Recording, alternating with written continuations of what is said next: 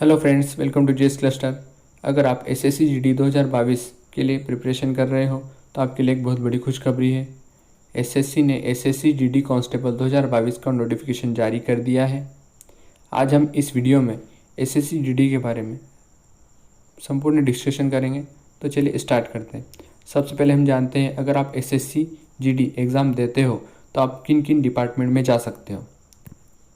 आप बीएसएफ में जा सकते हो, आप आईटीबीपी में जा सकते हो, आप असम राइफल में भी जा सकते हो, आप सीआईएसएफ में जा सकते हो, सीआरपीएफ में जा सकते हो, एनआईए में जा सकते हो, एसएसबी में जा सकते हो, एसएसएफ में जा सकते हो और नारकोटिक्स ब्यूरो में भी जा सकते हो। अब हम जो ऑनलाइन सबमिशन की डेट है उसके बारे में डिस्कस करते हैं। एसएससी जीडी की ऑनलाइन सबमिशन डेट 27 अक्टूबर 2022 को स्टार्ट हो गई है और ये इसकी लास्ट जो डेट है वो 30 नवंबर 2022 तक चलेगी, यानी कि पूरा आपके पास एक महीना है। लेकिन आप लास्ट डेट का इंतज़ार मत कीजिएगा, क्योंकि लास्ट जो टाइम होता है उस टाइम पर एसएससी का जो सर्वर होता है बहुत बिजी चलता है और इस टाइम पे जो फॉर्म है वो फिलअप नहीं हो पाते हैं। तो आप स्टार्टिंग में ही फॉर्म फिल कर दीजिएगा। और जो इसकी एग्ज़ाम है वो एग्ज़ाम जनवरी 2023 में होगी। अब हम आगे बात करते हैं। हम इस वीडियो में जानेंगे कि टोटल पोस्ट कितनी है, क्वालिफ़िकेशन क्या है, सिलेबस क्या है, पीईटी यानी कि जो फिज़िकल टेस्ट होता है और जो फिज़िकल स्टैंडर्ड टेस्ट होता है उसके बारे में डिस्कस करेंगे। एनसीसी सर्टिफिकेट होल्डर्स के लिए क्या है, इसमें एज लिमिट कितनी है, इसके लिए अप्लाई कैसे किया जा सकता है। तो चलिए स्टार्ट करते हैं। सबसे पहले हम जानते हैं कि इसमें टोटल पोस्टें कितनी है, टोटल वैकेंसीज कितनी है। इसमें जो वैकेंसीज है इसको दो भागों में बांटा गया है, पार्ट 1 और पार्ट 2।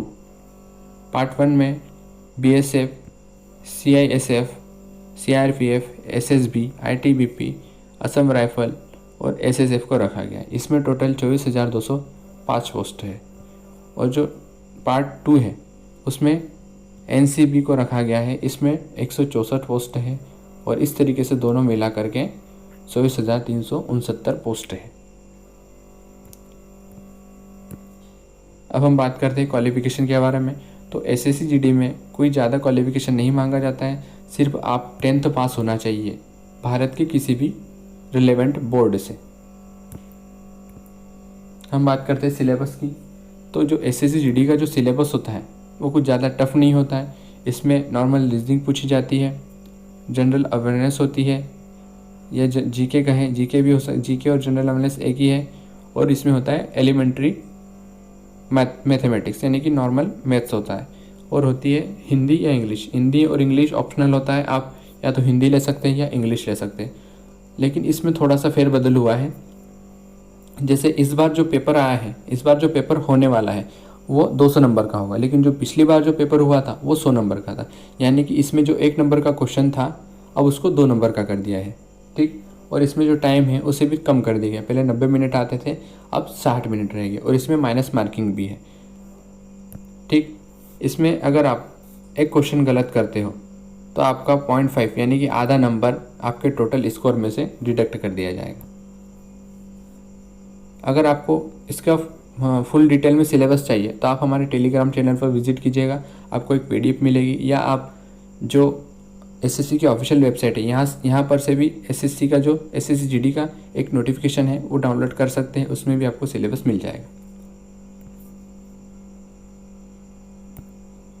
अब हम बात करें फिजिकल इफिशिएंसी टेस्ट और फिजिकल स्टैंडर्ड टेस्ट। तो सबसे पहले आता है रेस। जो रेस होती है यानी कि जो रनिंग होती है, ये इनको 2 क्राइटेरिया में बांटा गया है। सबसे पहला जो लद्दाख रीजन से नहीं आते यानी कि जो पहाड़ी इलाके से यानी कि लद्दाख रीजन से नहीं है, उनके लिए जो 5 किलोमीटर की रेस है वो 24 मिनट में कंप्लीट करनी है मेल कैंडिडेट को। और जो फीमेल कैंडिडेट है उनको 1600 मीटर की रेस 8.5 मिनट में कंप्लीट करनी है। और जो लद्दाख रीजन से आते हैं उनके लिए जो मेल कैंडिडेट होते हैं उनको 1600 मीटर की रेस 6.5 मिनट में कंप्लीट करनी है। और जो फीमेल है उनको 800 मीटर की रेस 4 मिनट में कंप्लीट करनी है। अब हम बात करते हैं फिजिकल स्टैंडर्ड टेस्ट के बारे में। इसमें सबसे पहले हाइट मेज़र किया जाता है। अगर आप फिजिकल के लिए सबसे पहले मतलब रिटर्न क्वालिफाई करने के बाद फिजिकल के लिए जाते हो तो सबसे पहले आपका हाइट नापा जाता है। मेल कैंडिडेट के लिए 170 सेंटीमीटर होता है और फीमेल कैंडिडेट के लिए हाइट 157 सेंटीमीटर होता है। लेकिन हाँ, अगर आप एसटी कैटेगरी से बिलोंग करते हो, सिर्फ एसटी, एससी भी नहीं, सिर्फ एसटी कैटेगरी से बिलोंग करते हो, तो आपको हाइट में रिलैक्सेशन मिल जाता है। आप देखते हैं रिलैक्सेशन कितना मिलता है। एसटी कैटेगरी के जो मेल होते हैं, मेल कैंडिडेट होते हैं, उनको 162.5 सेंटीमीटर हाइट लगती है और जो फीमेल कैंडिडेट होते हैं उनको 150 लगती है सिर्फ। अब हम चेस्ट की बात करें तो चेस्ट में 80 सेंटीमीटर मांगा जाता है बिना फुलाए, और जब हम इसे फुलाते हैं तो 5 सेंटीमीटर तक फुलना चाहिए, यानी कि 80 सेंटीमीटर से 85 सेंटीमीटर हो जाना चाहिए फुलाने पर। ये जनरल, ओबीसी और एसटी कैंडिडेट के लिए। लेकिन एसटी कैंडिडेट के लिए भी इसमें भी रिलैक्सेशन है। एसटी कैंडिडेट का जो नॉर्मल चेस्ट होता है वो 76 होना चाहिए और फुलाने पर 81 हो जाना चाहिए, यानी कि जो चेस्ट है मिनिमम 5 सेंटीमीटर तो फुलना ही चाहिए। आगे बात करते हैं एनसीसी सर्टिफिकेट होल्डर्स के लिए क्या बेनिफिट्स है। एनसीसी सर्टिफिकेट होल्डर्स के लिए, जैसे आप स्कूल या कॉलेज में होते हो, तब आपको, अगर आप एनसीसी का पार्ट रहे हो तो आपको कुछ सर्टिफिकेट मिलते हैं, A certificate, B certificate, C certificate. तो जो सी सर्टिफिकेट होल्डर होते हैं उनको 5%, जो मैक्सिमम नंबर होते हैं, मैक्सिमम मार्क्स होते हैं, उनका 5% आपके बोनस में जुड़ता है, यानी कि आपके मार्क्स जो होते हैं उनमें जुड़ जाता है। यानी कि जैसे 200 नंबर का पेपर है और 5% आपको मिलेगा बोनस, तो यानी कि आपको 10 नंबर उसमें से आपको बोनस के तौर पर दिए जाएंगे। अगर आपके पास बी सर्टिफिकेट है तो आपको 6 नंबर मिलेंगे। अगर आपके पास सी सर्टिफिकेट है, यानी कि ए सर्टिफिकेट है, सॉरी ए सर्टिफिकेट है, तो आपको कितने 4 नंबर मिलेंगे। ये बोनस के तौर पर दिए जाते हैं। अब हम बात करें एज लिमिट की, तो एज लिमिट इसमें 18 से 23 साल होती है, लेकिन इस बार 3 साल का एज रिलैक्सेशन दिया गया है सभी कैंडिडेट्स को।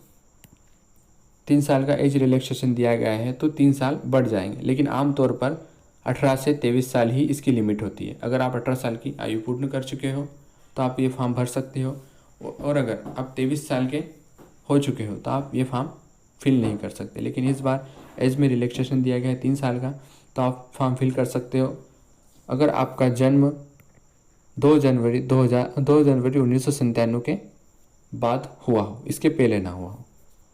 ठीक, एज में भी एसटी और एससी कैंडिडेट्स, ओबीसी और एक्स सर्विसमैन के लिए अलग अलग रिलैक्सेशन है।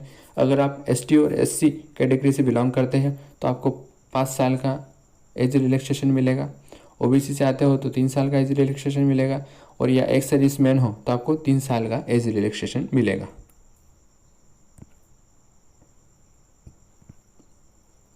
अब बात करते हैं आप अप्लाई कैसे करते हैं। इसको अप्लाई करने के 2 तरीके हैं, या तो आप खुद से अप्लाई कर लो या आप कियोस्क पे या साइबर पे जा कर के अप्लाई कर सकते हो। अगर आपको इसका वीडियो भी देखना है कि कैसे अप्लाई करना है तो प्लीज़ कमेंट कीजिएगा, मैं इसका वीडियो बनाऊंगा अगर आपका रिस्पांस अच्छा रहा तो। ठीक, थैंक्स फॉर वॉचिंग।